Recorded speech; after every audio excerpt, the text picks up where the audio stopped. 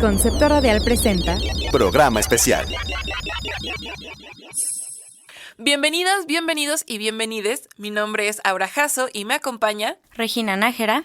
Y es un gusto para mí presentarles Mujeres en Frecuencia, un programa especial en el marco del Día Internacional de la Mujer, donde platicaremos con dos grandes invitadas para conocer más de sus trayectorias, logros y retos que enfrentan como mujeres en la radio. Para comenzar, le damos la bienvenida a la maestra Verónica Orihuela. Verónica Orihuela es productora, guionista y locutora de radio y podcast. Estudió Comunicación y Relaciones Públicas en la Universidad Latinoamericana y maestría en Estudios Humanísticos por el Tecnológico de Monterrey. Trabajó en Radio Educación como productora, guionista, locutora por un poco más de 10 años y colaboró en el Instituto Mexicano de la Radio como realizadora. Fue directora de Concepto Radial del 2000 al 2023, colaborando con Radio Nederland, BBC de Londres, Radio Kiss de Arizona y otras instituciones públicas y privadas nacionales. Participó como integrante fundadora y presidenta de la Red de Radios Universitarias de México, RUM. Contribuyó también con la fundación de la Red Internacional de Radios Universitaria, RIU, donde fue la comisionada de Género y Diversidad. Y desde ahí creó e impulsó el programa de podcast RIU Diversidad, así como de ida y vuelta. Y pues bienvenida, Vero, muchas gracias por estar aquí. Muchas gracias, chicas, por la invitación. ¿Cómo estás, Vero? Me da mucho gusto tenerte por aquí. Un año después casi, ¿verdad? Bien, muy bien, pues en ámbitos muy diferentes a la radio y bueno, pues bien, ¿no? Un poco en las ganas de pues seguir digamos que investigando y haciendo cosas relacionadas con los medios. Y pues muchas gracias por la invitación.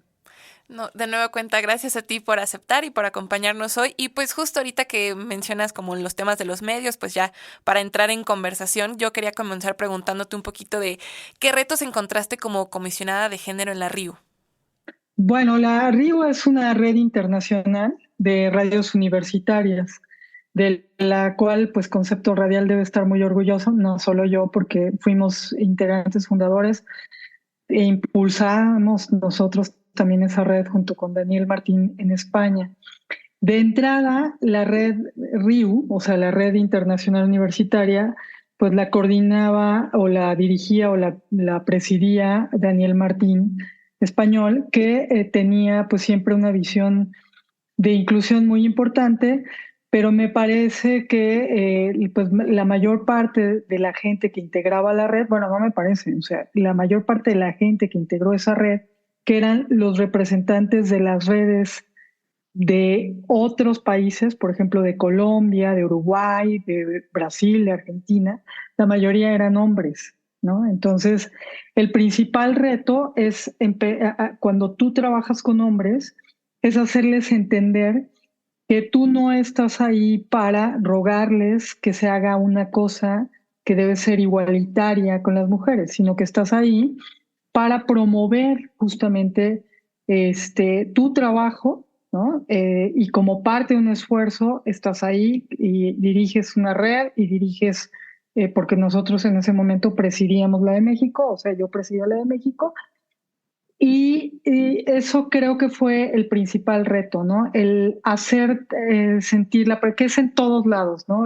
Incluyendo instituciones educativas, etcétera, ¿no? Estás ahí por mérito propio, no porque te hagan un favor, ¿no? Y lo segundo es que creo que fue un gran reto que Armando Vázquez, que era productor, y yo tuvimos muy fuerte, fue lograr hacer este programa que teníamos que se llamaba RIU Diversidad, sacarlo adelante porque se componía de diferentes, era una coproducción, una colaboración entre las radios argentinas, mexicanas, uruguayas, etcétera, y de pronto pues no teníamos colaboraciones, ¿no? Teníamos un drive un folder donde subíamos todo, y de pronto entraba Armando y me decía histérico, ¿no? No llevo una hora, ¿no? O España me mandó la vida de no sé qué química del año del caldo pensando que eso es género, ¿no? Entonces creo que el principal reto fue ese, ¿no? El generar proyectos que promovieran la igualdad, que es creo que un punto muy importante. Y siguiéndonos por esa línea, yo te quiero preguntar, cuentas con una trayectoria súper extensa, no solo aquí como en concepto o lo que hiciste en la RIU, sino desde mucho antes. Entonces, a lo largo de esta trayectoria, ¿cuáles son los cambios principales que notaste de la integración de las mujeres en los medios durante todo este tiempo? Pues mira, yo inicié trabajando en Radio Educación y voy a contar rápidamente un tema que es personal, pero que sirve para ejemplificar esto. Yo entré a Radio Educación como parte de mi servicio social por ahí del 92-93. En 94 que me gradué me contrataron, era asistente de producción del departamento de producción, junto, por cierto, con un amigo al que le mando un saludo, Francisco Trejo, que está en Anáhuac Radio. Y bueno, Radio Anáhuac, ¿verdad? Y bueno, en ese transcurso sucedió que me hice pareja de un locutor muy famoso en Radio Educación. Entonces, eso lamentablemente, digo, yo no lo vi como después lo pude ver cuando ya había madurado más. Él era muy grande, ¿no? Que en comparación con la edad que yo tenía. Y eso lamentablemente promovió, y hasta la fecha siento de algunas personas que me contactan, la idea de que me había convertido en productora por esa relación, ¿no? Entonces, sí, en efecto, producía su programa, pero asistía yo. Es decir, claramente tenía los méritos para hacerlos. Había estado en Radio Educación pues mucho tiempo haciendo programas con Rodrigo de Oyarzábal, ¿no? Que Rodrigo de Oyarzábal, para quien no lo conozca, es productor también musical, productor y programador de Radio Educación. Produjo uno de los mejores discos del rock mexicano, que es Arpía, en Cecilia Toussaint. Y bueno, ahí fue muy difícil. Yo luchar contra eso me costó mucho trabajo. Y además, pues entender que tenía que demostrar que estaba ahí por mi cuenta. En ese momento, gracias al cielo, no era tan consciente de que tenía que demostrarlo, sino creo que hubiera sido de mi parte una batalla muy fuerte. Pero en ese sentido, así pasó, ¿no? Ahora, hay que tener claro, de los 80 a los 2000, en los medios de comunicación en México ha crecido la participación de mujeres, pero no es suficiente. O sea, en una encuesta de 2023, pues básicamente lo que se dice es que solo de las periodistas mexicanas y la locutora, o sea, gente que está en radio, solo ocupan el 28% comparado con el 71 punto y tantos por ciento que ocupan hombres. Entonces, entender eso, o sea, y eso que ha crecido, no sé qué porcentaje, pero ha crecido. Es complicado porque más bien entender eso te deja ver cuál ha sido el poco crecimiento de la participación de las mujeres en medios, ¿no? Sobre todo en radio. Entonces, luego llegué al TEC de Monterrey, cuando todavía trabajaba en Radio Educación, solté el programa de Radio Educación porque, pues, como todos sabemos, en el TEC se trabaja durísimo, ¿no? Y está bien, o sea, además yo llegué con una misión muy clara y era hacer lo mejor posible en mi trabajo y necesitaba realmente toda mi energía. El TEC me había ofrecido una beca de maestría, de modo que pues, no tenía tiempo ya de producir el Chahuistle, que era el programa que producía yo. Y luego, pues fue muy difícil porque, en efecto, quienes dirigían el departamento eran hombres y era verdaderamente un dolor de cabeza. A veces sí había gente que se atrevía a hacer comentarios misóginos, ¿no? Muy desagradables que no voy a repetir, de equipos directivos, ¿no? Eso fue cambiando, esa gente se fue yendo a otras áreas, ¿no? Sorprendentemente áreas que tienen que ver con este tema de humanidades, pero fue cambiando mucho.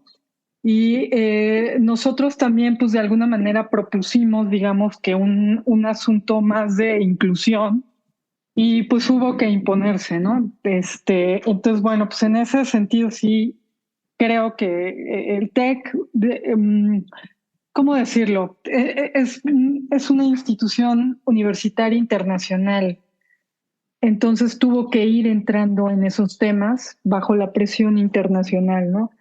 Y cuando vino el Me Too, pues desde luego entró el Me Too también al TEC y hubo una serie de situaciones que generaban protocolos de género y demás. Eso en el TEC. Ahora, a nivel medios en general, nada más quiero decir algo. Es la fecha que no conozco ni un solo medio en México y es para esta entrevista investigué ayer. No hay un solo medio que tenga un protocolo de género. Los medios, en su gran mayoría, están dirigidos por hombres. Solo el 11%, por ejemplo, en medios periodísticos son mujeres. O sea, las editoras solo son el 11%. Entonces eso te dice a qué nos enfrentamos, ¿no? Y en mi caso, pues creo que a mí me ayuda que el TEC es una institución internacional y de alguna manera como que fueron entendiendo los temas. Pero no olvidemos que una buena cúpula del TEC directiva son hombres, hasta la fecha. Bueno, y respecto al contenido, ¿crees que en estos cambios que has vivido, a pesar de que todavía nos falta bastante para pues tener mujeres en la cabeza de los medios, crees que en el contenido como que se van más porque eres mujer, debes de desarrollar este contenido y tu programa debe de ser de esto, y que hay temas que tienen un mayor campo pues con los hombres? Yo creo que es una muy buena pregunta porque nos lleva a la parte de los contenidos, ¿no? Es decir, al tipo de contenido que se genera y la persona que lo genera, el género de la persona que lo genera, ¿no? Bueno, son dos cosas ahí. Sí, creo que todavía se piensa que porque eres mujer debes hacer un programa para mujeres. Creo que sí, sobre todo en los estados de la República. Yo vivo en Querétaro y Querétaro, pues como ustedes saben, es un estado muy conservador. Tiene una radio que creo que pues tiene que actualizarse, ¿no? Y la mayor parte de los contenidos, incluso informativos, vamos a hablar de los informativos del tipo que sea, los dirigen hombres, ¿no? Hay esta idea todavía que ya no debe ser así, porque los hábitos de consumo han cambiado y la dinámica social ha cambiado, de que los programas de mujeres deben hacerse en la mañana, ¿no?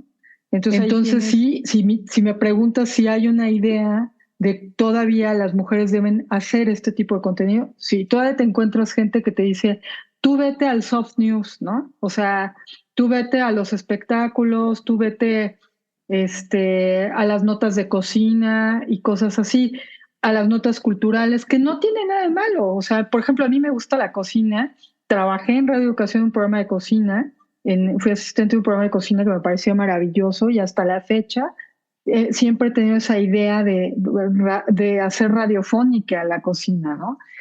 Sin embargo, lo malo viene cuando se vuelve un tema obligatorio por ignorancia, además, ¿no?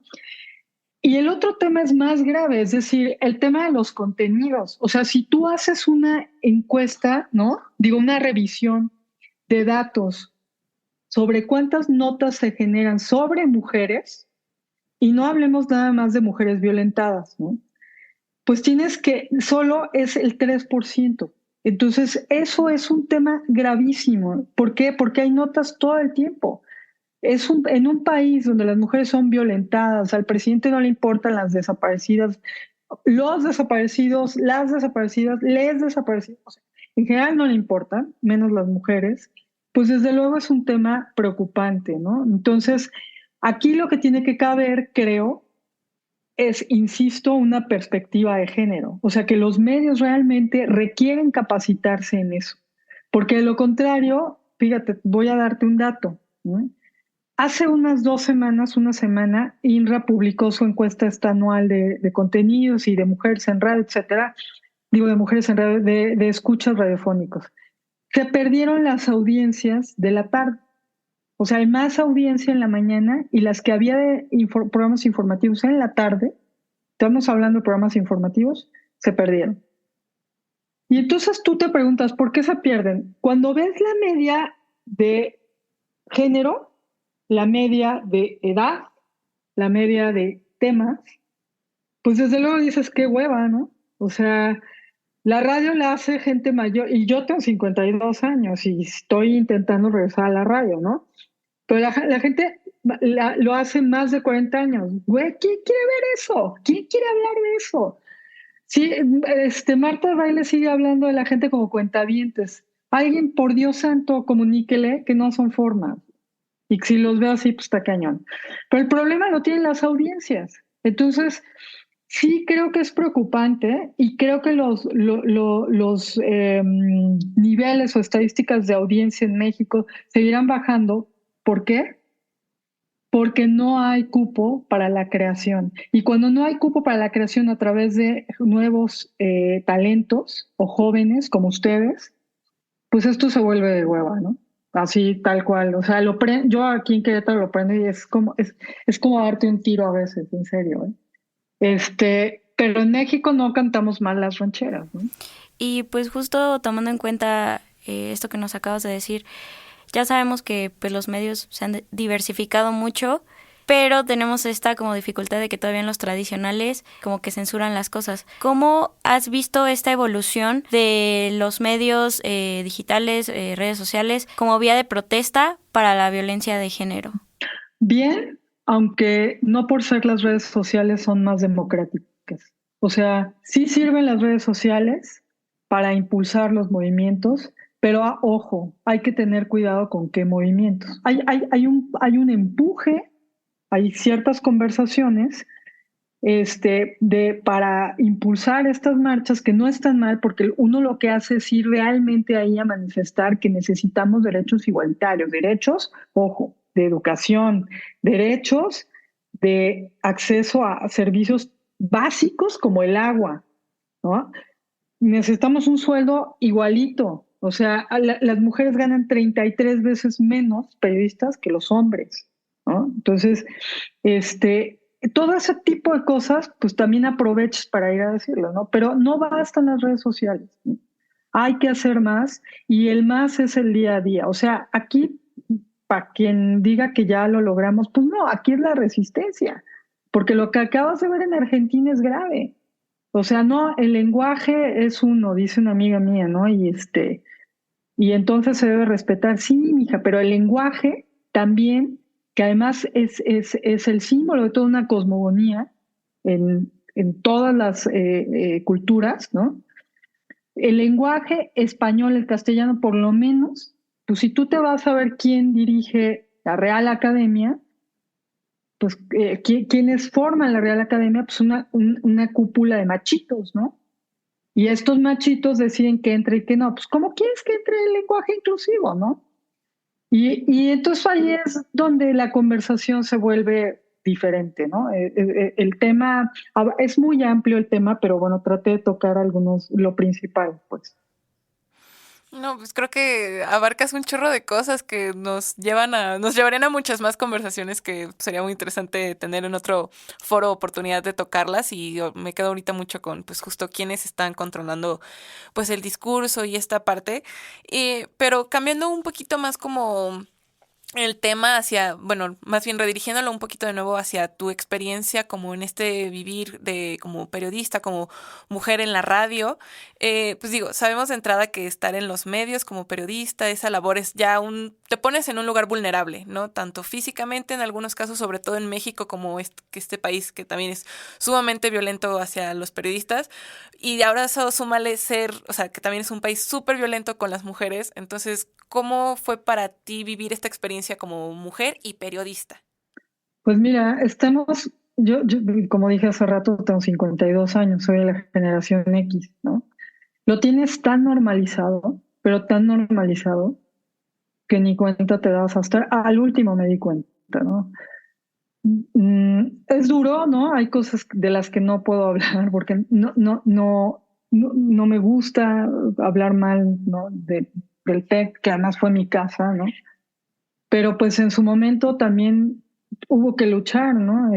Con gente que muy por debajo del agua te dejaba ver que tu problema era ser mujer. Y por otro lado, pues con gente que como no constituyes el físico que llena su ojo, pues entonces además, ¿no? Tiene un tema ahí contra ti y se vuelve un problema. Pero siempre, una cosa que es muy importante, por eso decía yo lo de empujar la conversación en redes sociales, sí, sí es importante, pero también hay que empujar una conversación mucho más pacífica, mucho más integradora. La resistencia también se hace desde la paz, ¿no? Y creo que aquí hubo que aprender a darle la vuelta y eso para mí se volvió una oportunidad. O sea, hubo un momento en que ya no hubo vuelta de hoja cuando precisamente mi voz tuvo presencia en la red nacional e internacional. Es decir, para quien pensaba que podía yo ser algún falso talento, ¿no? Pues ya no le quedó otra, ¿no? No tanto por la red, sino porque al final mi presencia era mucho más pública. Y eso a mí me ayudó muchísimo y entonces me enseñó el camino para lograr cosas, ¿no? Cosas tan simples que ni siquiera, esa es una cosa muy importante en todas las redes universitarias, no nada más en el TEC, ¿no? Quienes dirigimos en algún punto las radios, híjole, pues a veces parece que tienes que estar justificando para lo que te contratan, ¿no? Entonces, de pronto, pues esa voz me sirvió para hacer una cabina nueva, ¿no? Que bueno, luego se nos cayó en el 17, nos duró como 2 años el gusto, pero bueno, no, como 3. Y por ejemplo, ahí tuve muchísimos problemas. El arquitecto era un hombre, un chavo de Monterrey, bastante grosero, ¿no? Primero era muy amable, después cuando le empecé a contar pues lo que no estaba bien, pues se convirtió en otra persona. Y son cosas que a veces no entiendes tú como de género, hasta que te das cuenta que cuando le habla, bueno, de género y de esta gente que además se maneja por rangos, ¿no? Que, híjole, que don't fucking do it. Nunca lo hagan. O sea, hablarle mejor a él o a ella porque es la jefa. Entonces, y había este tipo de cosas, ¿no? O compañeros, por ejemplo, me acuerdo que Huberto, que era el ingeniero que estaba a mi cargo, de repente iba conmigo y me acuerdo que alguna vez dijo enfrente de mí, a ver, tú sí me vas a entender. Y yo contesté rápido, ¿por qué es ingeniero o por qué es hombre? ¿O por qué es hombre y por qué es ingeniero? Y le dije, bueno, mm, precisamente como hombre, pues acabas de tener una serie de situaciones que por eso está Cuthberto aquí, pero bueno. Y así te lleva. Y entonces eso, por ejemplo, yo en su momento lo denuncié y no fue problema, ¿no? Así como denuncié, pues alguna que otra persona arriba de mí que pues de pronto sí tenía sus cosas y tampoco pasaba nada, ¿no? Entonces, como generación X creo que aprendes a vivir. Hay compañeras mías que dicen, ay, ya no importa, ¿no? O sea, no hagan drama, y mujeres, ¿no? Y yo digo, no es que hagas drama, es que realmente tendremos que aprender a convivir con igualdad. O sea, no hay ninguna razón por la que tengas que ser menos y merezcas menos. O sea, la razón de género, bueno, para entrar ninguna, ¿no? Somos seres humanos y partiendo de ahí debemos tener una igualdad de oportunidades, ¿no? Sí, totalmente. Y digo, siempre es muy grato escucharte cómo pues te sobrepones en estas partes y pues creo que sin duda alguna, al menos para las personas aquí en Concepto Radial, sí es un precedente escucharte cómo te posicionas con estas situaciones que ocurren y no tan lejos, de nuevo, pues misma aquí en la institución, pero pues también cómo ha sido pues a nivel general. Y siguiendo, digo, siento que podríamos hablar mucho más, pero pues para no detenernos solo con un tema, yo también quisiera preguntarte, ¿cómo fue para ti el poder colaborar con otras mujeres en la radio? O sea, ya más hacia como tus en general. Fíjate que ese es un buen punto, no solo por mí, como no solo para llenar el ego, más bien creo que hay una parte muy importante que sí quiero mencionar. Mm, siempre tuve un carácter o he tenido un carácter muy fuerte, ¿no? Entonces, cuando llegué a la red, por ejemplo, de radios universitarias, había otra mujer, recuerdo, y le molestaba bastante mi presencia. Incluso me acuerdo que un día estaba riendo con Mari Carmen Chapó, que era quien me había invitado a esa red, y que es profesora del TEC, la doctora Mari Carmen Fernández Chapó. Y pasó esta mujer y dijo, mira cómo se ríe. Y yo le dije después, oye, ¿te molesta mi risa? Y en realidad lo que le molestaba es que parecía que tenía yo mucha seguridad. Y el tema con las mujeres, yo me daba cuenta en las redes que de repente hay una idea en general, incluso en muchos estados de la República, en permanecer como calladas, ¿no? Y cuando ven a alguien más segura, entonces te vuelves un poco su líder Y yo no quería cargar con esa responsabilidad, nunca me ha gustado, pero tampoco me gusta el tema de las injusticias, ¿no? Entonces, bueno, ya después esta mujer salió de la red y hubo una serie de situaciones en la red se transformó, etcétera, etcétera, etcétera. Y después creo que vino una generación de directoras de radio padrísima, de más de mi edad, que entendía el tema de género muy bien. Entonces, sobre todo, creo que el ejemplo argentino es muy claro y debe ser muy claro para los medios de comunicación universitarios y en general para la radio, en general, no nada más universitaria. Porque cuando llegué a Argentina la primera vez, dije, esto sí es tener en cuenta el género. O sea, la lucha es realmente genuina, ¿no? Y no solo genuina, sino, y no solo se queda en las calles, sino que se traslada a los espacios de trabajo. Entonces ahí ya se hablaba de que las mujeres que trabajaban en la radio tuvieran guarderías para sus hijos o sus hijas, o en general sus hijas, sus hijas, ¿no? Que las mujeres tuvieran, y los hombres, no nada las mujeres, cuando daban a luz tuvieran oportunidad de faltar los dos un tiempo, como lo tenemos en México, en muchos países, ¿no? Para estar con tu bebé. Y bueno, las marchas, por supuesto que ya ustedes las habrán visto en las noticias, los protocolos de género en las radios, la perspectiva de género, o sea, ya había una medición de cuántas notas había de mujeres sobre mujeres y firmadas por mujeres, porque de eso ya no hablé hace rato que me preguntó Regis, ¿no? Entonces, desde esa perspectiva, para mí trabajar con mujeres ya en la red fue, la verdad, de mucho aprendizaje y algo que hasta la fecha agradezco mucho porque además me permitió personalmente confirmar que estaba bien, que toda mi vida había estado, toda mi vida he luchado con los hombres, de alguna u otra forma. ¿Cómo? ¿Por qué? Pues por lo que ya todos sabemos, ¿no? Pero el otro día me estaba acordando de un día que tenía 15 años, ¿no? Y estaba bailando con una amiga brincando en una tocada y pasó un cuate y me dijo, oye, las mujeres no bailan así, no bailes así. Y bueno, mi respuesta pues fue una grosería, ¿no? Y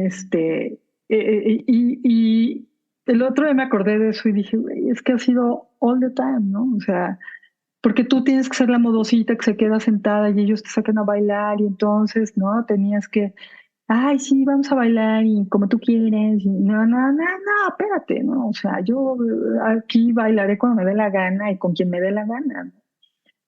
Y es difícil, digo, yo hago un ejemplo de una fiesta, pero mi madre, por ejemplo, pues lo tuvo complicado también, ¿no? Divorciarse en la época de mi mamá, pues era un tema muy grave, ¿no? O sea, tú llegabas, la mujer nunca iba a una junta porque, o sea, hasta ahorita lo entiendo porque, pues, en la escuela, porque todas las demás eran mujeres casadas y entonces una mujer divorciada, pues, era muy mal visto, ¿no?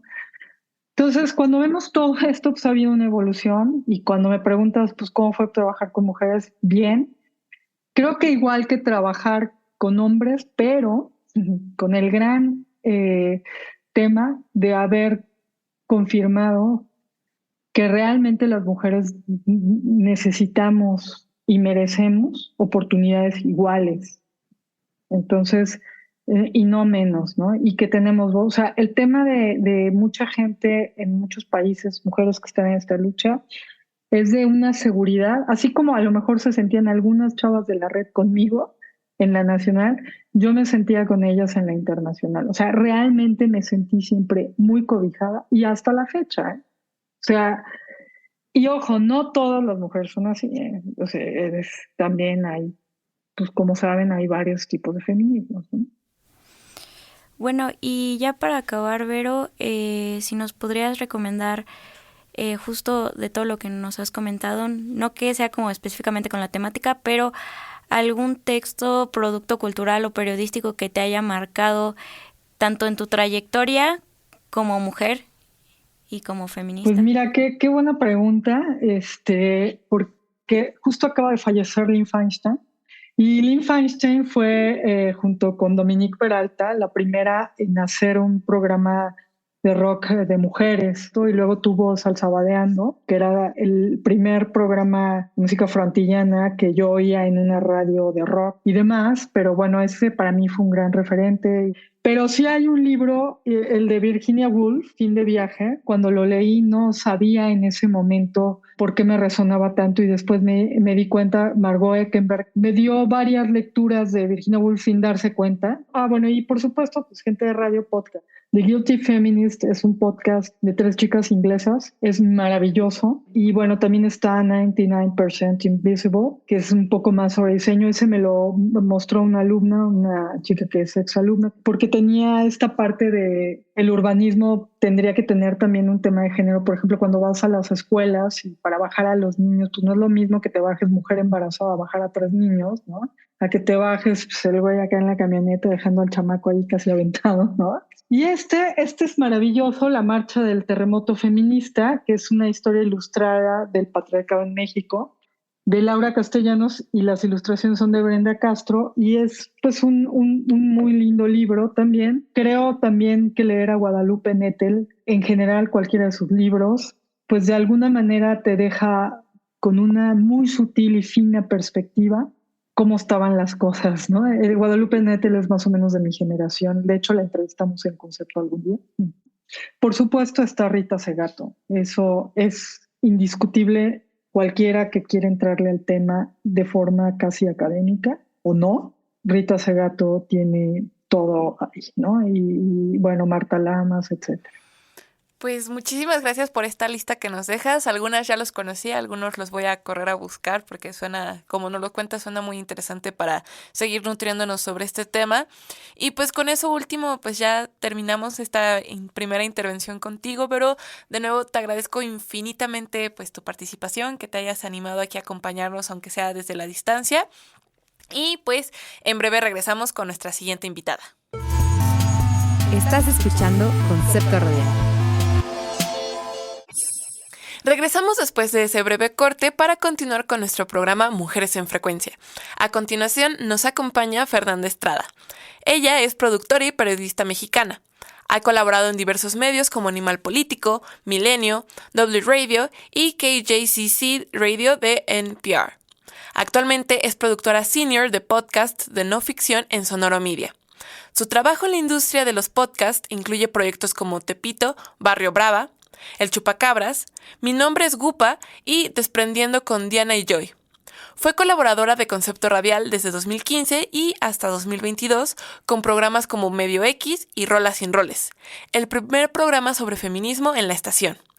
¿Qué tal, Fernanda? ¿Cómo estás? Me da mucho gusto tenerte aquí de vuelta. Hola, Aura y Regi. No, estoy muy contenta. O sea, yo siempre soy feliz de volver a Concepto Radial. Le decía a Regi por el chat que mi madre me dio la vida, pero Concepto Radial las ganas de vivirla. Entonces yo siempre soy feliz de volver. Me da muchísimo gusto escucharte decir eso, siento bien bonito. Y pues, sin más, pues vamos a comenzar un ratito aquí la charla. Bueno, esto como es en el marco, obviamente, del Día de la Mujer, del 8M, pero también tomando en cuenta que somos mujeres en los medios y también siendo mujer en los medios y que has tenido bastante experiencia. Bueno, desde tu perspectiva, ¿cómo han sido la evolución de los medios como vía de protesta a la violencia de género? Pues siento que siempre ha habido un espacio, bueno, siempre estoy exagerando, pero tiene quizá desde el siglo pasado un espacio en los medios de comunicación para la protesta. Lamentable o afortunadamente, dependiendo del lente con el que lo veamos, la mayor parte de las veces eso siempre se da en espacios independientes. Entonces, siento que es hasta fechas más recientes, quizá del 2015 para acá, que se integró un poco más en el mainstream, hacer protesta en la radio comercial, pero pues siempre resultaba ser en la radio universitaria o la radio independiente, y también hay unos esfuerzos muy importantes y muy, pues, que ejemplifican muy bien esa lucha en las radios comunitarias del país, ¿no? A eso hablando de la radio, siento que en otros medios, pues, se repite de alguna manera, que los medios independientes son los que se abren más a esa posibilidad de hacer una verdadera lucha. Y hoy en día, justamente creo que también hay una batalla en la que tratamos de diferenciar si las protestas que están en los medios mainstream lo son verdaderamente o son más bien marketing o son más bien una manera de las instituciones, las empresas y los cuerpos de poder político que usan esos discursos para tratar de meterse en la conversación, pero que no necesariamente son verdaderas protestas, ¿no? Y bueno, tomando un poquito en cuenta esto que nos acabas de decir de cómo saber si la protesta que se está haciendo en los medios es genuina, ¿cómo podría hacerlo una persona, pues chance que no está justo en el medio, para identificar si apoya al medio, o sea, independientemente de la opinión o no? ¿Cómo podría identificar eso? Pues siento como consumidor, digamos, es una cuestión de ir un poco más allá de lo superficial, o sea, de preguntarnos si es una verdadera protesta o es un verdadero activismo. Preguntárnoslo está muy bien, pero entonces habría que investigar un poquito más, es decir, ¿cuál es el fin último de que X empresa ponga su logo verde o que te saque un carro alegórico para el Pride, por ejemplo, ¿no? O sea, si verdaderamente esta empresa o esta institución en su constitución está haciendo algo por las comunidades que dice apoyar, dentro, o sea, hacia adentro, las personas que trabajan ahí o las personas que interactúan con ese hacia afuera, ¿no? Si apoya alguna, hace que verdaderamente siga eso o si nada más es como la pura imagen verde por el derecho al aborto o morada o la bandera del Pride, ¿no? Creo que implica siempre dar un paso más, o sea, como escucha y ser un poco escépticos de lo que nos están dando, no solamente consumirlo y decir, ah, sí, porque este, esta empresa dice estar a favor de, eh, no sé, del aborto, del derecho a decidir, significa que lo esté. A veces hasta en cosas más graves son contradictorias, ¿no? Como que lo dicen, pero hacia adentro donan dinero a asociaciones que van en contra de eso, ¿no? Entonces, pues sí, lamentablemente para nosotros como audiencias implica un trabajo más allá, que no debería, ¿no? Deberían ser las instituciones y las empresas transparentes en sus intenciones, pero en este caso pues sí nos toca, creo, a nosotros dar un pasito más para poder evaluar lo que consumimos y cómo lo consumimos y también pues exigir, ¿no? O sea, la única manera en la que podemos ir encaminando esos discursos es hacerles saber a estas instituciones o estos medios que se suben en estas protestas, pero que no realmente lo están haciendo, que nos damos cuenta como audiencias y que no nos gusta y que eso no es lo que queremos, que si se van a subir, que lo hagan bien y si no, que pues de menos no lo hagan hipócritamente. Y girando un poquito la conversación más hacia tu experiencia, digo, ¿cuáles han sido los cambios que tú has percibido desde que pues ya estás como inmersa en estos medios en tu experiencia como mujer? Es una buena pregunta. Siento que también hablo yo desde un lugar de privilegio en el que las violencias que se han ejercido en contra mía suelen ser o microviolencias o momentos como muy específicos. Ahorita puedo compartir algunos si quieren, pero definitivamente, o sea, creo que cabe visibilizar que las mujeres en cualquier industria siempre, como en la sociedad, pues están debajo de un poder que se ejerce desde el heteropatriarcado, ¿no? Entonces, que muchas mujeres la pasan mucho peor de lo que lo he pasado yo en algunas etapas. He sido muy afortunada en ese sentido que los espacios que pues habito laboralmente, por decirlo de alguna manera, pues la mayor parte de las veces han sido sanos en ese aspecto. Por ejemplo, ahorita donde trabajo, pues la mayoría de las personas que trabajamos, al menos en mi equipo, son mujeres y son mujeres en mi rango de edad que pues como ustedes lo saben perfectamente y probablemente mejor que yo, pues es una generación que ha tenido ese despertar político y social desde mucho antes que generaciones como la mía o las que estaban antes que la mía. Entonces, en ese aspecto yo he visto mucha, digamos, vigilancia. No sé si es una palabra muy agresiva, no lo digo así, sino como que todos estamos, o sea, todas, todos y todes, es estar alerta a ese tipo de cosas que ya sabemos que son banderitas rojas. Pero es como un poco estar en vigilancia de ya sabemos cuáles son estas formas de violencia que se ejercen en otros espacios, estar alerta de que no sucedan. A veces pasan, pero se suele levantar la mano más rápido. Lo que yo he visto en esta pequeña trayectoria de mi carrera es que sí hay más apertura a eso, especialmente con tus iguales, ¿no? O sea, hay esta frase en el feminismo sobre que lo personal es político, porque pues si a ti te está pasando algo y te das cuenta que a la vecina le pasa lo mismo, entonces se vuelve una cuestión de acompañamiento social o darse cuenta que no es una cuestión individual, sino que en lo colectivo hay un problema. Y siento que eso lo he visto mucho. O sea, eh, yo empecé mi carrera en los medios de comunicación cuando estaba estudiando en la UNAM. En, sí, creo que ese sería mi primer trabajo en medios, trabajando en Milenio Diario, en la sección de internacional que se llama Fronteras. Estaba como becaria y siento que en ese momento todavía existía una cultura muy fuerte de no, pues es que a ti como becaria, a ti como mujer, a ti como principiante en este medio, pues es agachar la cabeza y ahora sí que lo que te digan tus jefes. Y me acuerdo perfecto que la primera semana que llegué, primero en el elevador, el primer día que llegué ya me habían hecho comentarios sobre mi cuerpo. Una persona muy arriba en la jerarquía de Milenio, por cierto. Este, y que en ese momento era más bien visto como un halago, ¿no? Como, wow, fulanito te dijo algo sobre ti. Y era como, bueno, pero ¿con qué derecho, no? Y eso nomás lo puedo reflexionar en retrospectiva. En ese momento fue como, oh.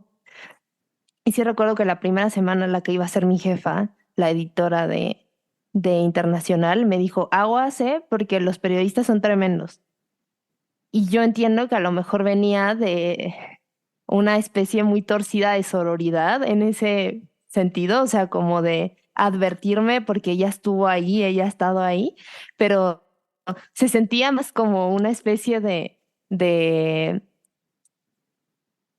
advertencia como un poco hueca, ¿no? Como de nadie está haciendo nada sobre eso, más bien ya nos toca entre mujeres más bien advertirnos de esa manera tan pues sutil, porque no me dijo nada específico, me lo dijo así como si fuera súper normalizado.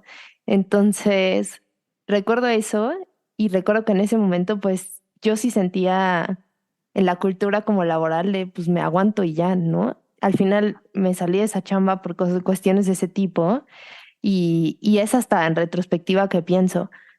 En ese momento yo no me sentía como cobijada de a lo mejor levantar una denuncia, ya sea en redes sociales o hacer una denuncia como legalmente, pero siento que si esto hubiera pasado años después, quizá después del Me Too en México o del hashtag de Si Me Matan, que me parece que fue en el 2017, pues ya seguramente me habría sentido más cobijada en ese aspecto de decir, sí, esto me pasó. Yo me salí de esa chamba en Milenio y no le dije a nadie por qué, pero la razón era, pues porque mi supervisor como que me tiraba el pedo y a mí me incomodaba un buen, porque pues, yo era una niña, ¿no? Entonces, me, no lo había dicho, de hecho creo que es la primera vez que lo estoy diciendo como en un foro y y porque ya me siento como que hay un movimiento detrás mío que me va a creer que eso pasó y que pues va a decir como, ah, eso estuvo mal. Entonces, si lo pongo en perspectiva, esto pasó en el 2015, me parece, ya 10 años.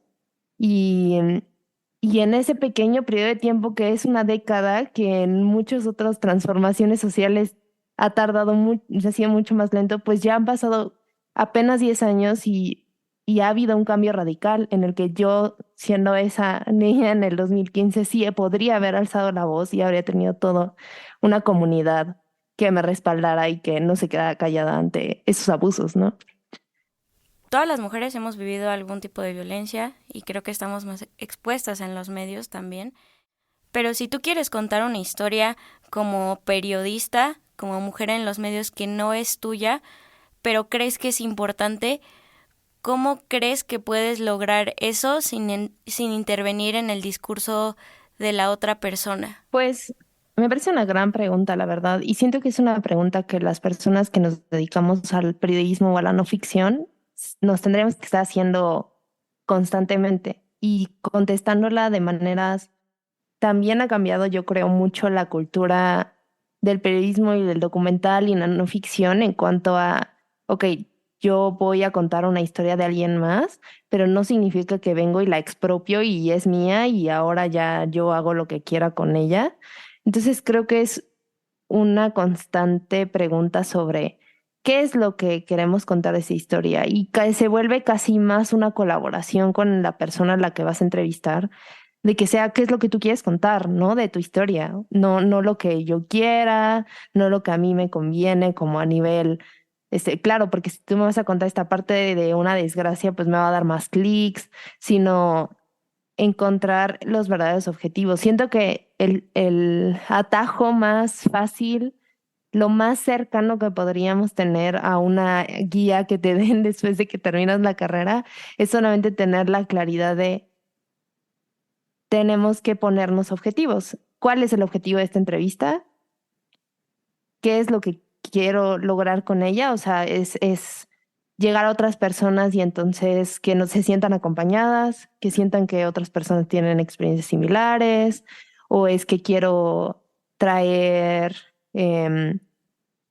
pues el reflector a este problema que la gente no está viendo. Y entonces que las preguntas que formules y la manera de que cuentes la historia honren esos objetivos y no te vayas como por las ramas o trates de sacar una cosa ahí súper sensacionalista nada más porque sí, sino es tratar de pues ser fieles a la razón inicial por la cual quisieras entrevistar a esta persona, hablando pues en un plano muy general, ¿no?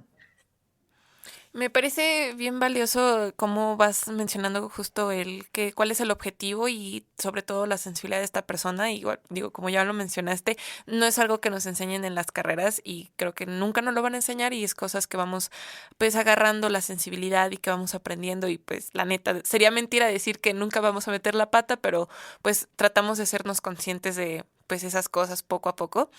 Y ligado como a esta conciencia que vas agarrando y también a inicios de nuestra charla mencionabas que pues justo a veces como audiencias tenemos que incluso también investigar un poquito más, conocer un poquito más de como los discursos y así.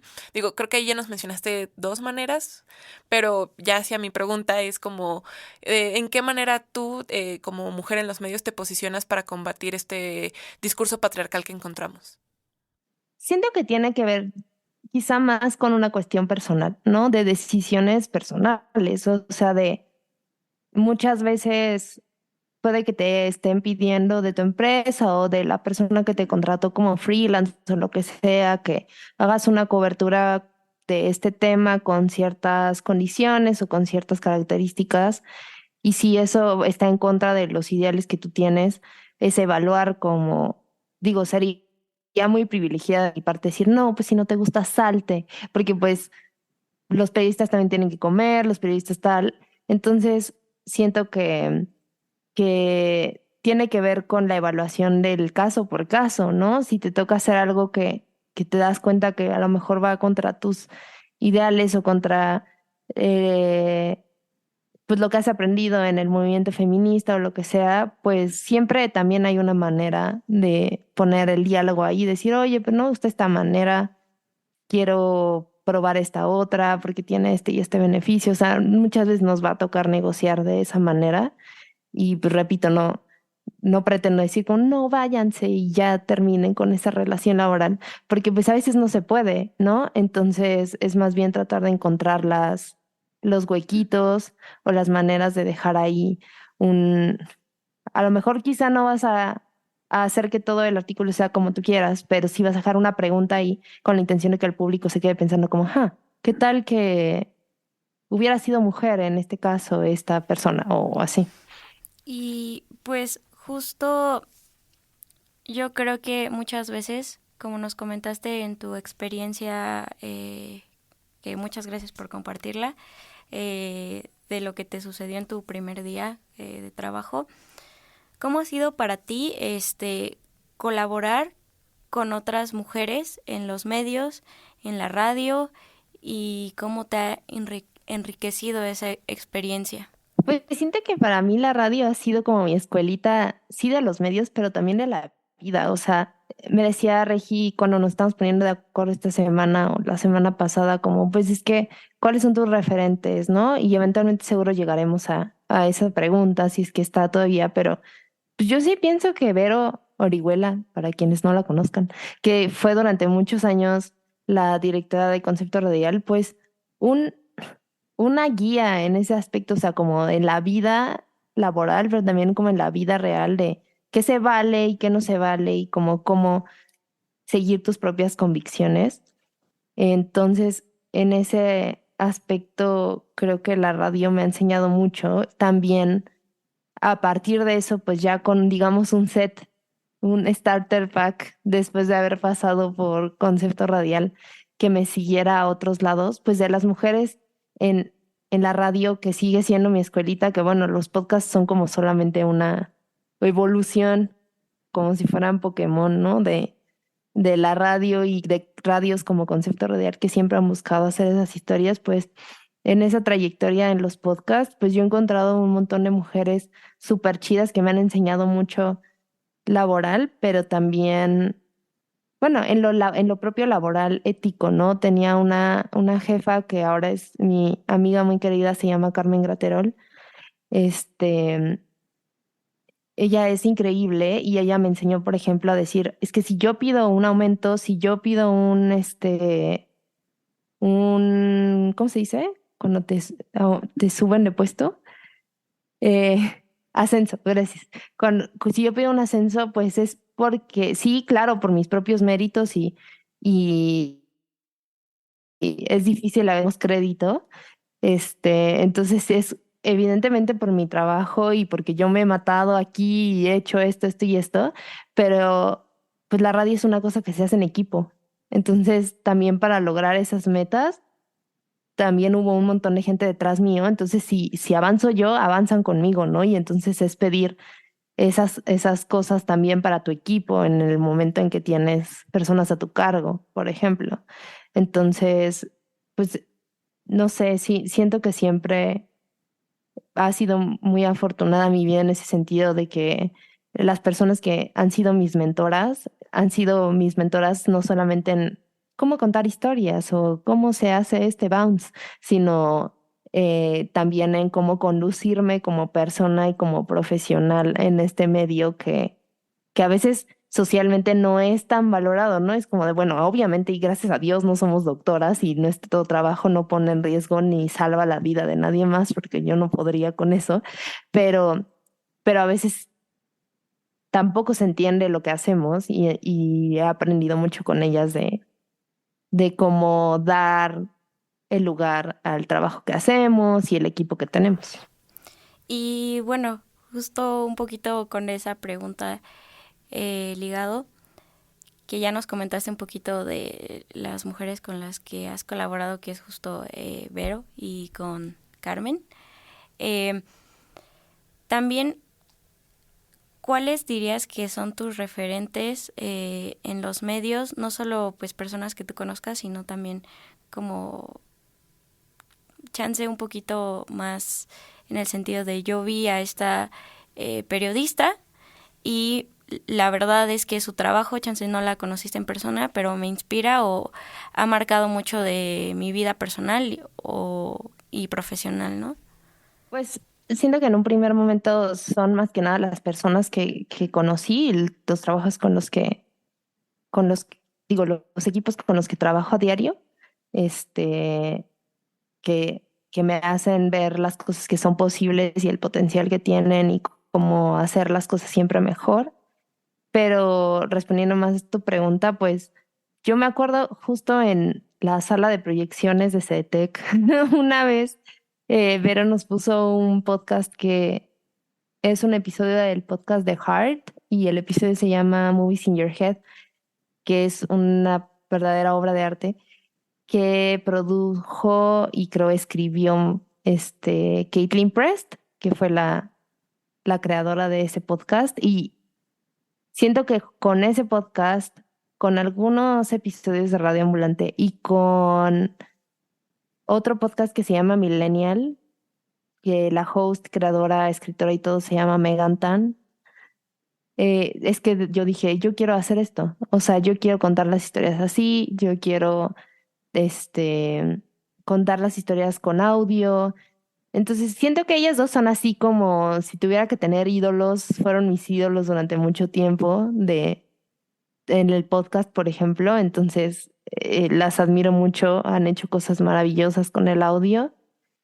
Y recientemente uno de mis podcasts favoritos para siempre es de la productora española El Extraordinario, en la que todo el tiempo interviene una mujer que es una genio que se llama Mar Abad. Y el podcast favorito para siempre se llama Bloom, es de ficción, pero también tienen cosas de no ficción ahí.